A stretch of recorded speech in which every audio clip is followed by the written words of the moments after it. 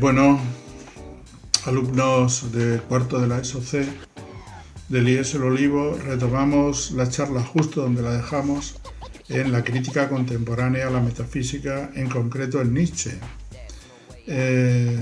Nietzsche llama metafísica a toda aquella teoría o forma de ver las cosas en las que se da por supuesto que existe un mundo transensible, es decir, un mundo independiente del que vivimos y donde hacemos nuestra vida, que sería un mundo transmundano, digamos, redundando, es decir, lo que llamaba Platón el mundo de las ideas, por ejemplo, es decir, o el mundo cristiano, ¿no? el transmundo, lo que vendrá después, el paraíso, lo que sea.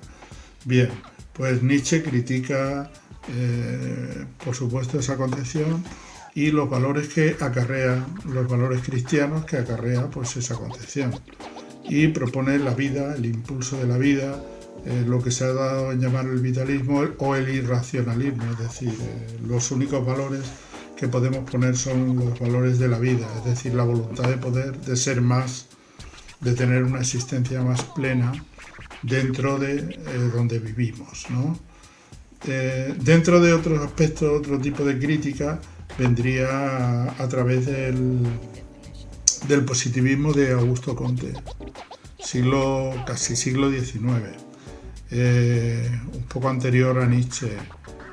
Comte dice que la metafísica es un estado, ¿verdad?, de la evolución del individuo y de las sociedades, de la evolución en general, anterior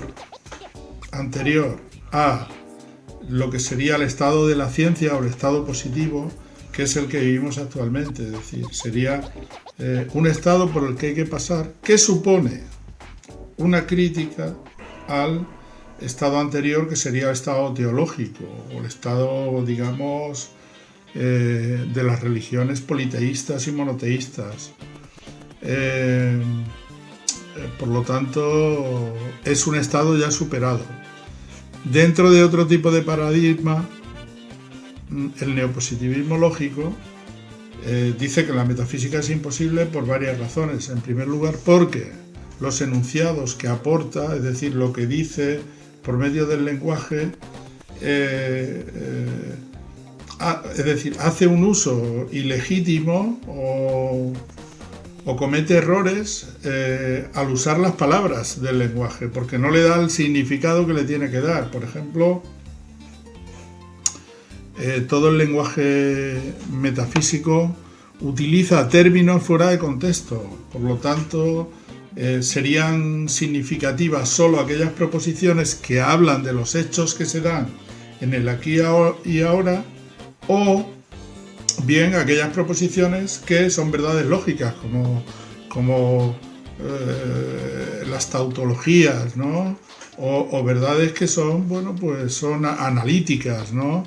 Como cuando digo el hombre es un ser racional, ¿no? O digo hombre es una palabra bisílaba, etcétera, ¿no?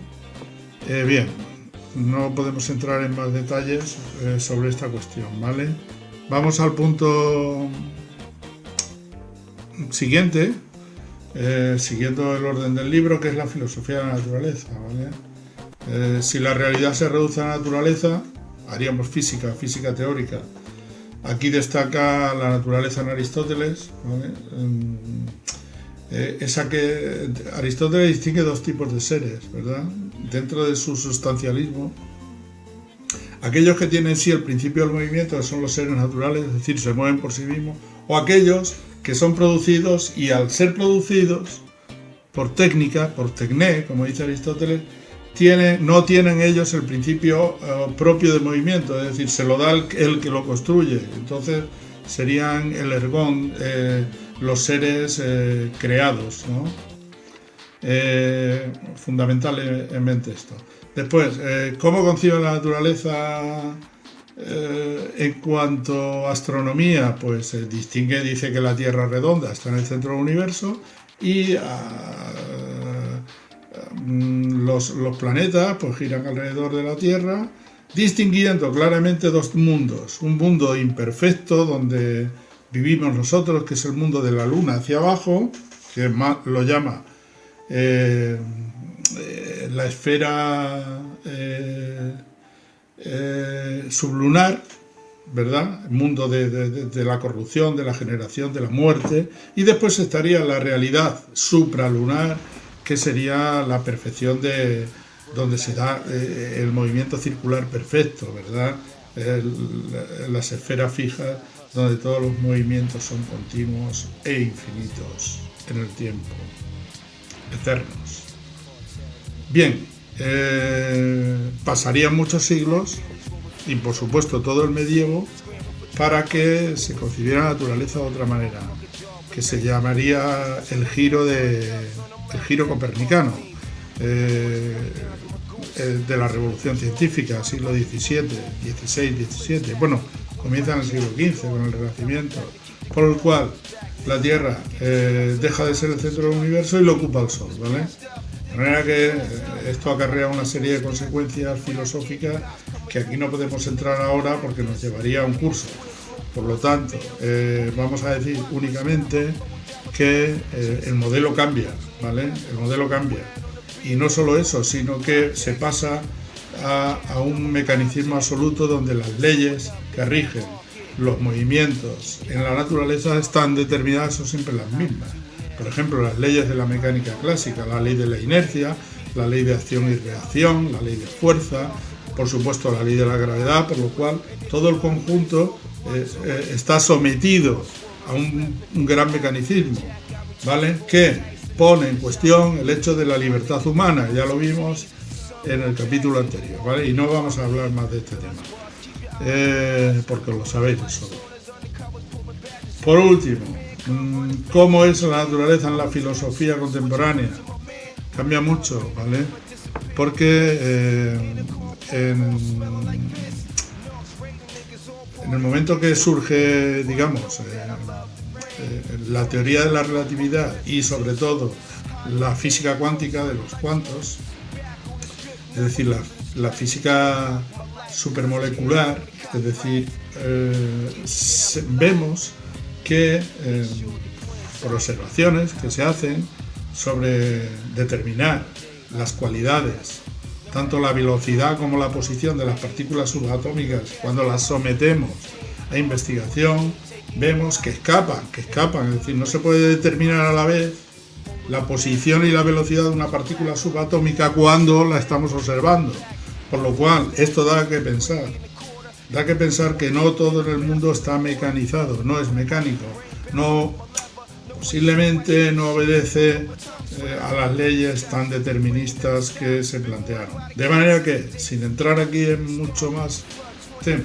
se postula el principio de indeterminación, por lo menos a nivel molecular, ¿vale?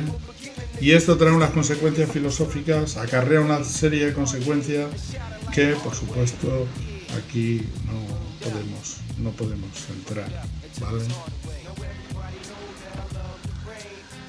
No vemos lo de la libertad porque ya lo vimos en el capítulo anterior y cómo se relaciona la libertad con la metafísica.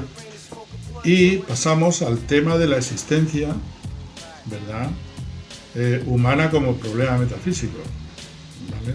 Que es otra cuestión importante. Es decir, ¿qué lugar ocupamos nosotros en la naturaleza?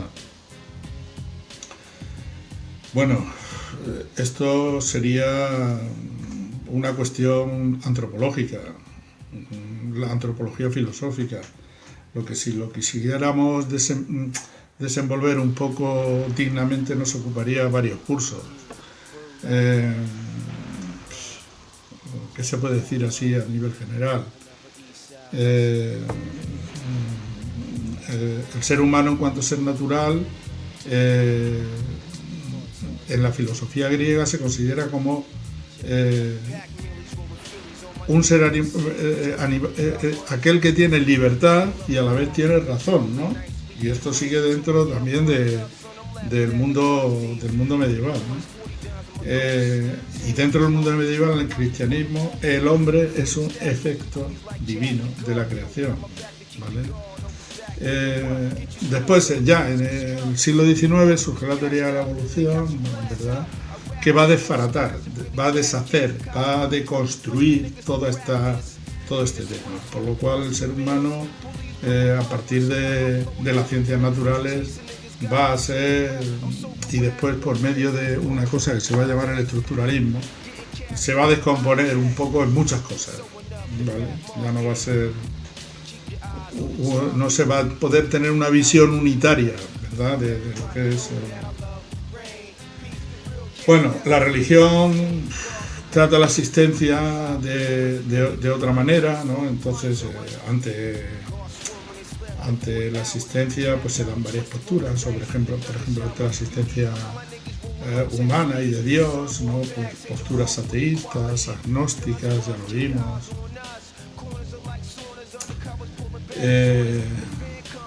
etcétera. Un poco más que decir. El tema de la existencia se ha tratado sobre todo en el existencialismo. Ya hemos visto en Nietzsche, ¿verdad?, que la existencia tiene que estar sometida sobre todo al instinto, con lo que convivimos continuamente, ¿no?, a los valores de la vida, ¿no? Y en el existencialismo, pues se va a producir una serie de angustias, ¿verdad?, porque si le queremos dar un verdadero sentido a la existencia va a ser un poco nada positiva, sino que va a caer en lo que se llama la angustia del vivir y la angustia de tener que elegir continuamente y de vernoslas con una libertad total. Aquí destacan pensadores como Heidegger, Sartre, etc. Y no vamos a decir nada más ya de este tema. Ya os iremos convocando para ir haciendo las tareas por streaming y daos una vuelta por el sitio de Filosofía a tu alcance para que podáis ver cómo vamos programando los comentarios de texto y todo esto, con tal de que de alguna manera esto se parezca un poco a lo que vamos haciendo en el instituto. Gracias.